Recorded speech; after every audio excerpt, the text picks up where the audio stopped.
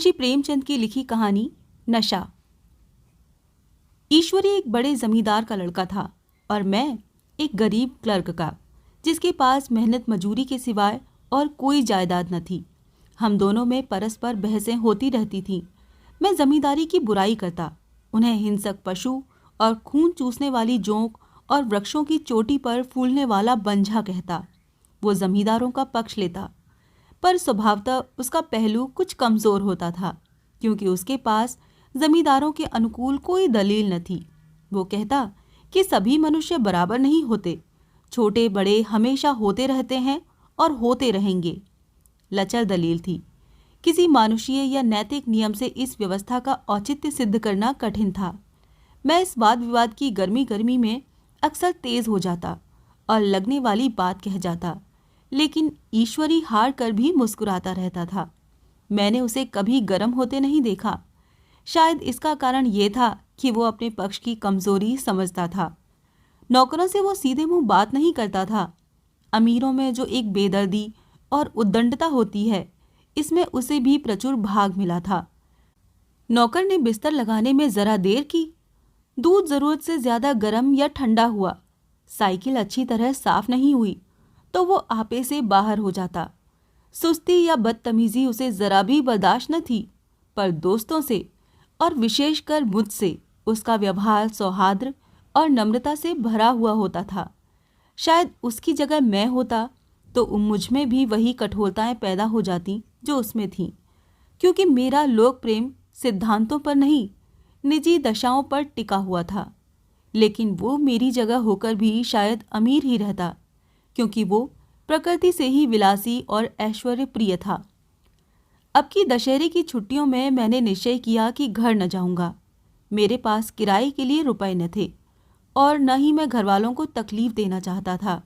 मैं जानता था वो मुझे जो कुछ भी देते हैं वो उनकी हैसियत से बहुत ज़्यादा है।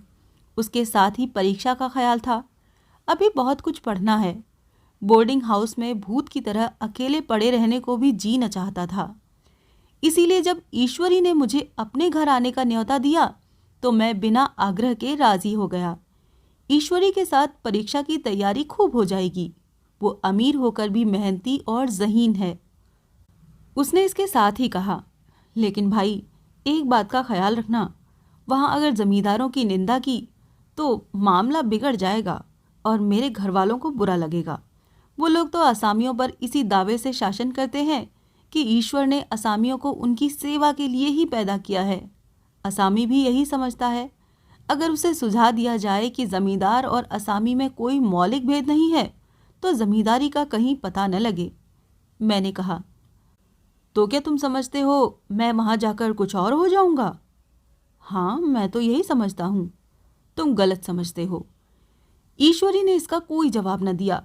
कदाचित उसने इस मामले को मेरे विवेक पर छोड़ दिया, और बहुत अच्छा किया। अगर वो अपनी बात पर अड़ता तो मैं भी जिद पकड़ लेता। सेकंड क्लास तो क्या, मैंने कभी इंटर क्लास में भी सफ़र न किया था। अब की सेकंड क्लास में सफ़र का सौभाग्य प्राप्त हुआ। गाड़ी तो 9 बजे रात को आती थी, पर यात्रा के हर्ष में हम शाम को स्टेशन जा पहुँचे। कुछ देर इधर उधर सैर करने के बाद रिफ्रेशमेंट रूम में जाकर हम लोगों ने भोजन किया।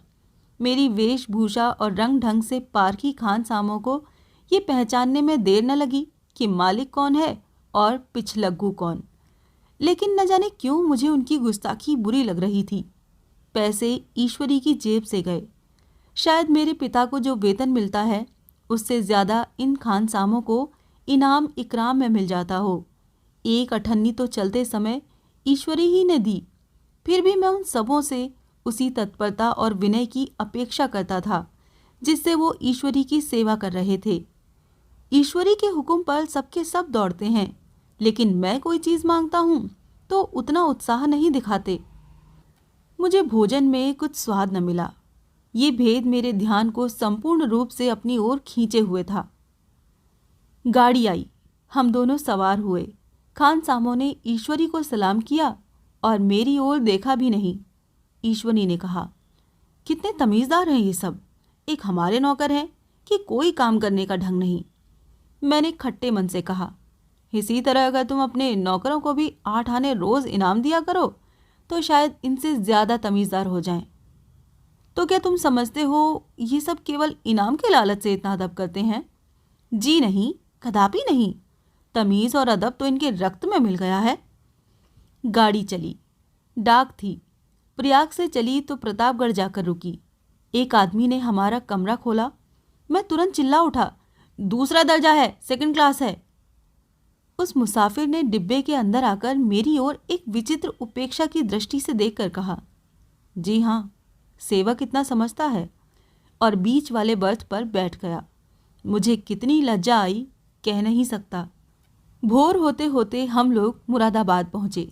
स्टेशन पर कई आदमी हमारा स्वागत करने के लिए खड़े थे। 2 भद्र पुरुष थे, 5 बेगार। बेगारों ने हमारा लगेज उठाया। दोनों भद्र पुरुष पीछे पीछे चले। एक मुसलमान था, रियासत अली। दूसरा ब्राह्मण था, राम हरख। दोनों ने मेरी ओर अपरिचित नेत्रों से देखा, मानो कह रहे हों, तुम कौवे होकर हंस के साथ कैसे? रियासत अली ने ईश्वरी से पूछा, ये बाबू साहब क्या आपके साथ पढ़ते हैं? ईश्वरी ने जवाब दिया, हाँ, साथ पढ़ते भी हैं और साथ रहते भी हैं। यूं कहिए कि आप ही की बदौलत में इलाहाबाद पड़ा हुआ हूँ, नहीं तो कब का लखनऊ चला आया होता। अब कि मैंने घसीट लाया। इनके घर से कई तार आ चुके थे, मगर मैंने इनकारी जवाब दिलवा दिए। आखिरी तार तो अर्जेंट था, जिसकी फीस 4 आने प्रति शब्द है, पर यहाँ से उसका जवाब भी इनकारी ही गया। दोनों सज्जनों ने मेरी ओर चकित नेत्रों से देखा। आतंकित हो जाने की चेष्टा करते जान पड़े। रियासत अली ने अर्धशंका के स्वर में कहा, लेकिन आप बड़े सादे लिबास में रहते हैं। ईश्वरी ने शंका निवारण की, महात्मा गांधी के भक्त हैं साहब, खद्दर के सिवा कुछ पहनते ही नहीं। पुराने सारे कपड़े जला डाले। यूं कहो कि राजा हैं। 2.5 लाख सालाना की रियासत है, पर आपकी सूरत देखो तो मालूम होता है अभी अनाथालय से पकड़ कर आए हैं। राम हरख बोले, अमीरों का ऐसा स्वभाव बहुत कम देखने में आता है, कोई भाप ही नहीं सकता। रियासत अली ने समर्थन किया, आपने महाराजा चांगली को देखा होता तो दांतों तले उंगली दबाते। एक गाढ़े की मिर्जई और चमरौधे जूते पहने बाजारों में घूमा करते थे। सुनते हैं एक बार बेगार में पकड़े गए थे और उन्हीं ने 10 लाख का कॉलेज खोल दिया। मैं मन में कटा जा रहा था, पर न जाने क्या बात थी कि ये सफ़ेद झूठ उस वक्त मुझे हास्यास्पद न जान पड़ा। उसके प्रत्येक वाक्य के साथ मानो मैं उस कल्पित वैभव के समीप तर आता जाता था। मैं शहसवार नहीं हूँ। हाँ, लड़कपन में कई बार लद्दू घोड़ों पर सवार हुआ हूँ। यहाँ देखा तो 2 कलांराज घोड़े हमारे लिए तैयार खड़े थे। मेरी तो जान ही निकल गई। सवार तो हुआ, पर बोटियां कांप रही थीं। मैंने चेहरे पर शिकन न पड़ने दिया। घोड़े को ईश्वरी के पीछे डाल दिया। खैरियत ये हुई कि ईश्वरी ने घोड़े को तेज न किया, वरना शायद मैं हाथ पैर तुड़वा कर लौटता। संभव है ईश्वरी ने समझ लिया हो कि ये कितने पानी में है। ईश्वरी का घर क्या था? किला था। इमाम बाड़े का सा फाटक, द्वार पर पहरेदार टहलता हुआ, नौकरों का कोई हिसाब नहीं, एक हाथी बंधा हुआ। ईश्वरी ने अपने पिता, चाचा, ताऊ आदि सबसे मेरा परिचय कराया और उसी अतिशयोक्ति के साथ ऐसी हवा बांधी कि कुछ न पूछिए। नौकर चाकर ही नहीं, घर के लोग भी मेरा सम्मान करने लगे। देहात के जमींदार, लाखों का मुनाफा, मगर पुलिस कांस्टेबल को अफसर समझने वाले कई महाशय तो मुझे हुजूर हुजूर कहने लगे। जब जरा एकांत हुआ तो मैंने ईश्वरी से कहा, तुम बड़े शैतान हो यार, मेरी मिट्टी क्यों पलीद कर रहे हो? ईश्वरी ने दृढ़ मुस्कान के साथ कहा, इन गधों के सामने यही चाल जरूरी थी, वरना सीधे मुंह बोलते भी नहीं। जरा देर के बाद नाई हमारे पांव दबाने आया। कुंवर लोग स्टेशन से आए हैं, थक गए होंगे। ईश्वरी ने मेरी ओर इशारा करके कहा, पहले कुंवर साहब के पांव दबा। मैं चारपाई पर लेटा हुआ था। मेरे जीवन में ऐसा शायद ही कभी हुआ हो कि किसी ने मेरे पांव दबाए हों। मैं इसे अमीरों के चोचले, रईसों का गधापन और बड़े आदमियों की मुठमर्दी और न जाने क्या क्या कहकर ईश्वरी का परिहास किया करता, और आज मैं पोतड़ों का रईस बनने का स्वांग भर रहा था। इतने में 10 बज गए। पुरानी सभ्यता के लोग थे। नई रोशनी अभी केवल पहाड़ की चोटी तक पहुंच पाई थी। अंदर से भोजन का बुलावा आया। हम स्नान करने चले। मैं हमेशा अपनी धोती खुद छांट लिया करता हूँ, मगर यहाँ मैंने ईश्वरी की ही भांति अपनी धोती भी छोड़ दी। अपने हाथों अपनी धोती छांटने में शर्म आ रही थी। अंदर भोजन करने चले। हॉस्टल में जूते पहनकर मेज पर जा डटते थे। यहाँ पांव धोना आवश्यक था। कहार पानी लिए खड़ा था। ईश्वरी ने पांव बढ़ा दिए। कहार ने उसके पांव धोए। मैंने भी पांव बढ़ा दिए। कहार ने मेरे पांव भी धोए। मेरा वो विचार न जाने कहाँ चला गया था। सोचा था वहाँ देहात में एकाग्र होकर खूब पढ़ेंगे, पर यहाँ सारा दिन सैर सपाटे में कट जाता था। कहीं नदी में बजरे पर सैर कर रहे हैं, कहीं मछलियों या चिड़ियों का शिकार खेल रहे हैं, कहीं पहलवानों की कुश्ती देख रहे हैं, कहीं शतरंज पर जमे हैं। ईश्वरी खूब अंडे मंगवाता और कमरे में स्टोव पर ऑमलेट बनते। नौकरों का एक जत्था हमेशा घेरे रहता। अपने हाथ पांव हिलाने की कोई जरूरत नहीं, केवल जबान हिला देना काफी है। नहाने बैठो तो आदमी नहलाने को हाजिर, लेटो तो आदमी पंखा झलने को खड़े। मैं महात्मा गांधी का कुंवर चेला मशहूर था। भीतर से बाहर तक मेरी धाक थी। नाश्ते में जरा भी देर न होने पाए, कहीं कुंवर साहब नाराज न हो जाएं। बिछावन ठीक समय पर लग जाए। कुंवर साहब के सोने का समय आ गया। मैं ईश्वरी से भी ज्यादा नाजुक दिमाग बन गया था, या बनने पर मजबूर किया गया था।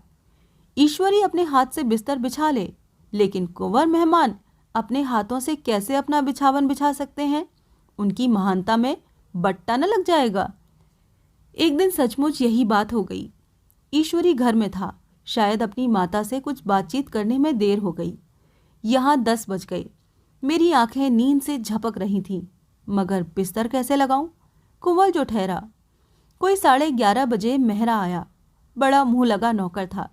घर के धंधों में मेरा बिस्तर लगाने की उसे सुध ही न रही। अब जो याद आई तो भागा हुआ आया। मैंने ऐसी डांट बताई कि उसने भी याद किया होगा। ईश्वरी मेरी डांट सुनकर बाहर निकल आया और बोला, तुमने बहुत अच्छा किया। ये सब हरामखोर इसी व्यवहार के योग्य हैं। इसी तरह ईश्वरी एक दिन एक जगह दावत में गया हुआ था। शाम हो गई, मगर लैंप मेज पर रखा हुआ था। दिया सलाई भी थी, लेकिन ईश्वरी खुद कभी लैंप नहीं जलाता था। फिर कुंवर साहब कैसे जलाएं? मैं झुंझला रहा था। समाचार पत्र आया रखा हुआ था। जी उधर लगा हुआ था, मगर लैंप नदारद। दैव योग से उसी वक्त मुंशी रियासत अली आ निकले। मैं उन्हीं पर उबल पड़ा। ऐसी फटकार बताई कि बेचारे उल्लू हो गए। तुम लोगों को इतनी फिक्र भी नहीं कि लैंप तो जलवा दो? मालूम नहीं ऐसे कामचोर आदमियों का यहाँ कैसे गुजर होता है। मेरे यहाँ तो घंटे भर निर्वाह न हो। रियासत अली ने कांपते हुए हाथों से लैंप जला दिया। वहां एक ठाकुर अक्सर आया करता था। कुछ मनचला आदमी था, महात्मा गांधी का परम भक्त। मुझे महात्मा गांधी जी का चेला समझकर मेरा बड़ा लिहाज करता था, पर मुझसे कुछ पूछते संकोच करता था। एक दिन मुझे अकेला देखकर आया और हाथ बांधकर बोला, सरकार तो गांधी बाबा के चेले हैं ना? लोग कहते हैं यहाँ सुराज हो जाएगा तो जमींदार न रहेंगे। मैंने शान जमाई, जमींदारों के रहने की जरूरत ही क्या? और ये लोग गरीबों का खून चूसने के सिवा और करते ही क्या हैं? ठाकुर ने फिर पूछा, तो क्या सरकार अब जमींदारों की जमीन छीन ले जाएगी? मैंने कहा, बहुत से लोग तो खुशी से दे देंगे। जो लोग खुशी से ना देंगे उनकी जमीन छीननी ही पड़ेगी। हम लोग तो तैयार बैठे हुए हैं। ज्यों ही स्वराज्य हुआ अपने इलाके असामियों के नाम हिब्बा कर देंगे। मैं कुर्सी पर पांव लटकाए बैठा था। ठाकुर मेरे पांव दबाने लगा, फिर बोला, आजकल जमींदार लोग बड़ा जुल्म करते हैं सरकार। हमें भी हुजूर अपने इलाके में थोड़ी सी जमीन दे दें तो चलकर वहीं आपकी सेवा में रहें। मैंने कहा, देखो अभी तो मेरा अख्तियार नहीं है भाई, लेकिन ज्यों ही अख्तियार मिला मैं सबसे पहले तुम्हें बुलाऊंगा। तुम्हें मोटर ड्राइवरी सिखाकर अपना ड्राइवर बना लूंगा। सुना उस दिन ठाकुर ने खूब भांग पी और अपनी स्त्री को खूब पीटा और गांव के महाजन से लड़ने पर तैयार हो गया। छुट्टी इस तरह तमाम हुई और हम फिर प्रयाग चले। गांव के बहुत से लोग हम लोगों को पहुंचाने आए। ठाकुर तो हमारे साथ स्टेशन तक आया। मैंने भी अपना पार्ट खूब सफाई से खेला और अपनी कुबेरोचित विनय और देवत्व की मोहर हर एक के हृदय पर लगा दी। जी तो चाहता था हर एक नौकर को अच्छा इनाम दूं, लेकिन वो सामर्थ्य कहाँ थी। वापसी टिकट था ही, केवल गाड़ी में बैठना था। पर गाड़ी आई तो ठसाठस भरी हुई। दुर्गा पूजा की छुट्टियां भोगकर सभी लोग लौट रहे थे। सेकंड क्लास में तिल रखने की जगह नहीं। इंटर क्लास की हालत उससे भी बदतर। ये आखिरी गाड़ी थी, किसी तरह रुक न सकते थे। बड़ी मुश्किल से तीसरे दर्जे में जगह मिली। हमारे ईश्वरी ने वहां अपना रंग जमा लिया, मगर मुझे उसमें बैठना बुरा लग रहा था। आए थे आराम से लेटे लेटे, अब जा रहे थे सिकुड़े हुए। पहलू बदलने की भी जगह न थी। कई आदमी पढ़े लिखे भी थे। वो आपस में अंग्रेजी राज्य की तारीफ करते जा रहे थे। एक महाशय बोले, ऐसा न्याय तो किसी राज्य में नहीं देखा। छोटे बड़े सब बराबर। राजा भी किसी पर अन्याय करे तो अदालत उसकी गर्दन दबा देती है। दूसरे सज्जन ने समर्थन किया, अरे साहब, आप खुद बादशाह पर दावा कर सकते हैं, अदालत में बादशाह पर डिग्री हो जाती है। एक आदमी जिसकी पीठ पर बड़ा गट्ठर बंधा था, कलकत्ते जा रहा था। कहीं गठरी रखने की जगह न मिलती थी, पीठ पर बांधे हुए था। इससे बेचैन होकर बार बार द्वार पर खड़ा हो जाता। मैं द्वार के पास ही बैठा हुआ था। उसका बार बार आकर मेरे मुंह को अपनी गठरी से रगड़ना मुझे बहुत बुरा लग रहा था। एक तो हवा यूं ही कम थी, दूसरे उस गंवार का आकर मेरे मुंह पर खड़ा हो जाना मानो मेरा गला दबाना था। मैं कुछ देर तक जब्त किए बैठा रहा। एकाएक मुझे क्रोध आ गया और मैंने उसे पकड़कर पीछे ठेल दिया और 2 तमाचे जोर जोर से लगाए। उसने आंखें निकाल कर कहा, क्यों मारते हो बाबूजी? हमने भी किराया दिया है। मैंने उठकर 2-3 तमाचे और जड़ दिए। गाड़ी में तूफान आ गया। चारों ओर से मुझ पर बौछार पड़ने लगी। अगर इतने नाजुक मिजाज हो तो अव्वल दर्जे में क्यों नहीं बैठे? कोई बड़ा आदमी होगा तो अपने घर का होगा। मुझे इस तरह मारते तो दिखा देता। अरे क्या कसूर किया था बेचारे ने? गाड़ी में सांस लेने की जगह नहीं, खिड़की पर जरा सांस लेने खड़ा हो गया तो उस पर इतना क्रोध? अमीर होकर क्या आदमी अपनी इंसानियत बिल्कुल खो देता है?